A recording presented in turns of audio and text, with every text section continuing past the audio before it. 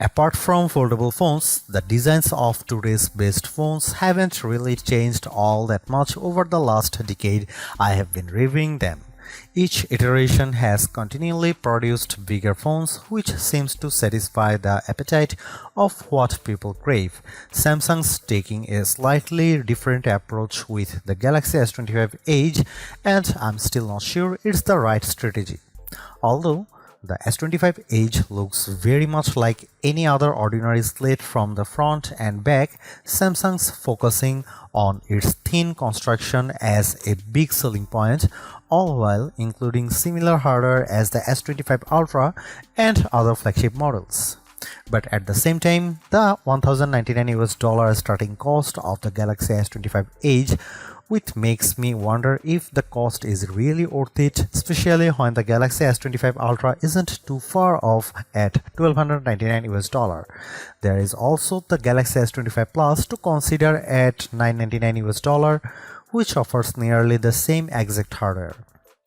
Samsung certainly does make it hard on me to decide if the Galaxy S25 Edge is worth its cost. A phone this sleek is an engineering marvel on its own and surely deserves a premium cost attached to it, but there are trade-offs that I'll go into detail in the other categories. For $1,099, you get a phone with 256GB of storage. Upgrading to 512GB raises the price of $1,219. There are three color options to choose from: titanium silver, titanium jet black, and titanium icy blue. There's a part of me that wishes for a couple of extra choices, especially considering how a phone of this caliber begs to be naked to show off its best asset. Samsung does make an ultra thin case that doesn't add a whole lot of bulk, but it would be nice just to have a couple of extra colors to choose from. The Galaxy S25 Edge is now available globally with up to $630 off in savings with a qualifying trade-in. I am not entirely blown away by this design, but Samsung still deserves some credit on how the Galaxy S25 Edge is significantly thinner and lighter than any phone on the market right now. It's hard to appreciate the Edge's 5.8mm frame unless I put it side by side against a S25 Ultra or iPhone 16 Pro Max. Despite this engineering achievement, there's a part of me that wishes the S25 Edge were thinner.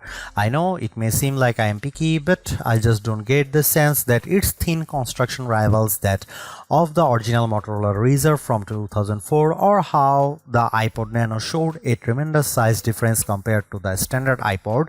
I just don't have the same impression with the Galaxy S25 Edge over other phones today. The underrated part about the S25 Edge's design relates to its lightweight feel, which I think is much more impressive than its thinness. Tipping the scales at 5.75 ounces, it's much more palpable in my opinion, especially when the Galaxy S25 Ultra weighs in at 7.69 ounces. There's almost a 29% weight difference between the two, which is pretty remarkable. However, the Edge is only 15% lighter and 22% thinner than the Galaxy S25 Plus. For a phone this thin and light, I have to admit the Galaxy S25 Edge still manages to feel incredibly solid, which is attributed to its titanium frame and Gorilla Glass ceramic 2 covering its display. Whenever devices get shrunken in size, they can sometimes feel fragile, but not this. It also helps this model features the same IP68 rating as the Galaxy S25 Ultra. After I reviewed the Motorola Razr Ultra 2025, I am less convinced by the Galaxy S25 Edge's design because Motorola's device is almost the same size, weight, and thinness, but it's a foldable phone. The specs show that the Galaxy S25 Edge beats the Razr Ultra, but they are a lot similar in reality.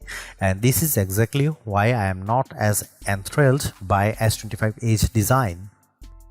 One reason why the Galaxy S25 Edge draws a lot of comparison to the S25 Plus is that it features a similar 6.7-inch AMOLED display with QHD Plus resolution. I personally feel this size is still too big for one-handed use, but it's much easier to handle than the 6.9-inch Galaxy S25 Ultra. Plus, it helps the Samsung has kept the bezels as slim as possible. I will say that this panel looks really sharp, and I'd argue it's better than the one in the Galaxy S25 Ultra. Colors look rich while it maintains its clarity at wide angles better than the Ultra. But what's even more impressive is how the Galaxy S25 Edge sports a much brighter panel reaching a peak brightness of 1997 nits, which is a smidge brighter than the S25 Ultra. Apart from that, it's worth mentioning that the Galaxy S25 Edge features an adaptive 120Hz refresh rate that makes animations and scrolling with the interface so buttery smooth. All in all, it's a superb display that's perfect for me to squeeze in a TV show or movie. The first compromise the Galaxy S25 Edge makes to reach its thinner construction is the sacrifice to its camera arsenal. The rest of Xiaomi's flagship line gets a triple camera array at the very least, but the Galaxy S25 Edge gets a dual camera setup instead, which consists of 200 megapixel main shooter paired with a 12 megapixel ultra wide. The trade-off here is that the Edge lacks a dedicated telephoto camera, which leaves all the zooming to its main camera. Even though the camera and lenses protrude much further out from the rest of the phone, I'm not terribly bothered by that, but there's a fair amount of wobble if you lay the S25 Edge flat and try to type. Samsung doesn't explicitly say it's the same identical 200 megapixel main camera as the Galaxy S25 Ultra, but the Edge is inherently at a disadvantage because all other S25 models are backed by optical zoom cameras. Around the front, there's a 12 megapixel selfie camera with a pinhole cutout for it. Here are some camera samples of the Samsung Galaxy S25 Edge.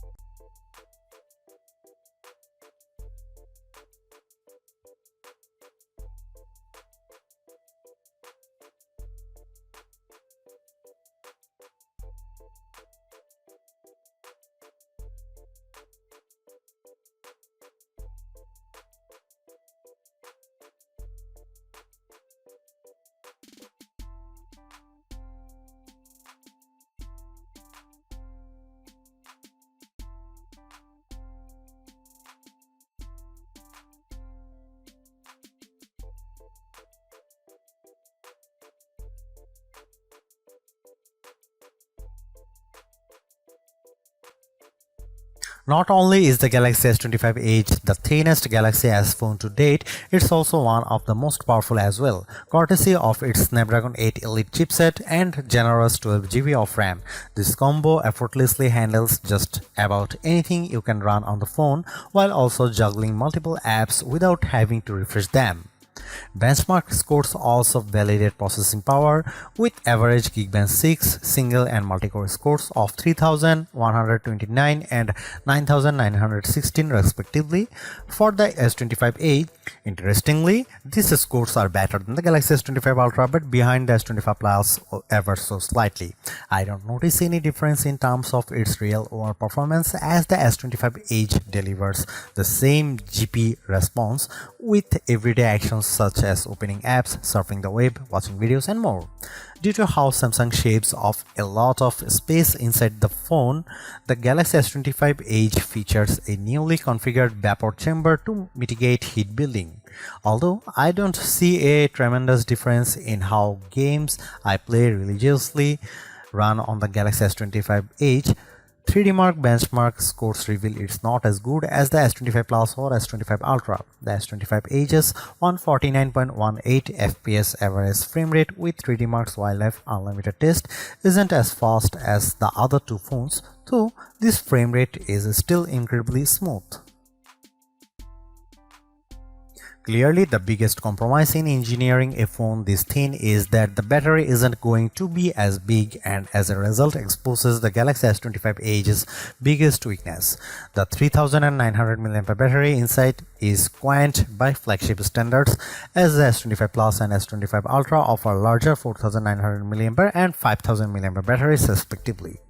With the S25 Edge set to adaptive refresh rate, the phone posted an average battery life of 12 hours and 24 minutes in our benchmark test, far less than the other two S25 models. I also think it's worth including the Razer Ultra 2025 in this conversation too, just because it has 4700 mAh battery and similar size, yet the Razer still beat the S25 Edge with its time of 15 hours and 42 minutes. In my day-to-day use, I noticed the S25 Edge draining its battery faster than other phones to the degree that I have to charge it at some point during my workday. Despite the other efficiency of the Snapdragon 8 Elite, it's evident here that it's not enough to offset the small battery of the Galaxy S25 Edge. Now, I wouldn't be as critical if the S25 Edge could charge really fast in a short time, but Samsung caps the S25 Edge's wire charging speed at 25 watt. It would have been nice to get 45 watt charging instead to match up better with the Galaxy S25 Plus and S25 Ultra. After 15 and 30 minutes of charging, the S25 Edge's battery capacity goes to 27% and 54% respectively. The Ultra, with its larger battery, reached 37 and 71% in those times. Luckily, there is no compromise with the software in the Galaxy S25 Edge. That's because it packs the latest One UI 7 experience on top of Android 15, along with the latest set of Galaxy AI features that arrived with the rest of the S25 series. This consists of newer editions like the Now Brief and Now Bar, with the latter acting very much like Apple's Dynamic Island and Live Tiles to give me previews and mini players of certain apps. Cross-app actions is here as well, and the AI agents it uses play nicely with the native apps, like being able to search for the next Yankees game and adding to it my calendar. Like the other S25 models too, the S25 Edge suffers from a lack of deeper third-party app support for greater functionality. In terms of generative AI, the Galaxy S25 Edge has the same editing tools I have leaned on with the rest of the Galaxy S25 series, like generative edit to erase objects with AI assistance, sketch to image for taking my crude drawing and making them a photorealistic, audio eraser to take out background noise from my videos, and portrait studio that applies an artistic touch of my selfie. When it comes to productivity, the Galaxy S25 Edge is just as superb in the area, with key features such as multi-window that allows for up to 3 apps to run simultaneously on its large screen. It's not as intuitive as the Galaxy Z Fold 6, but it still gets the job done. The Galaxy S25 Edge also has my favorite Samsung feature, DeX, which allows me to connect it to a monitor for the desktop-like experience. I can tell you how this has saved me a number of times when I left my laptop at home, so being able to tap into this adds more value to the Galaxy S25 Edge. There is no arguing that the software is just as rich and deep as the rest of the Galaxy S25 series, so I'm happy there is no compromise here. In fact, the Galaxy S25 Edge gets the same 7 years of major Android and security updates that will keep on adding new tools and features. I really want to like the Galaxy S25 Edge, but it's difficult because I was hoping for much more out of this thin phone. First and foremost, the biggest trade-off in making me a phone this thin and light is that the battery life is compromised in a big way. I wouldn't be as critical about that if the charging speed were faster, but it isn't. The Edge's build construction serves as a precedent for all phones going forward, but it does pose a conundrum in the sense of how much value it offers by doing this. Again, I have to point out the Galaxy S25 Plus and its $999 cost. That's $100 less than the S25 Edge, but the S25 Plus still offers a thin and light design of its own, along with a dedicated telephoto camera, a larger battery that lasts much longer, and a faster 45 watt charging speed.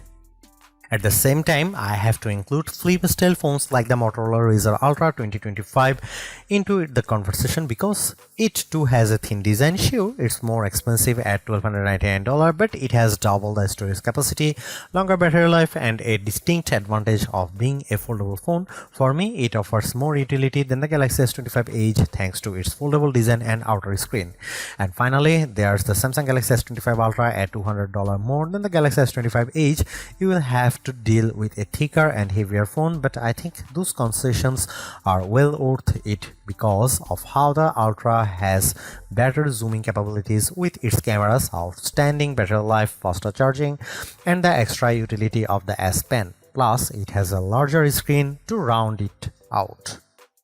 I think I would be more impressed in the Galaxy S25 Edge if Samsung made it even thinner while also shrinking down the size of the phone, but still packing the same chipset and cameras. Samsung's lineup is already dominated by several phones with a 6-inch displays, but it would have been different if there was another small phone option.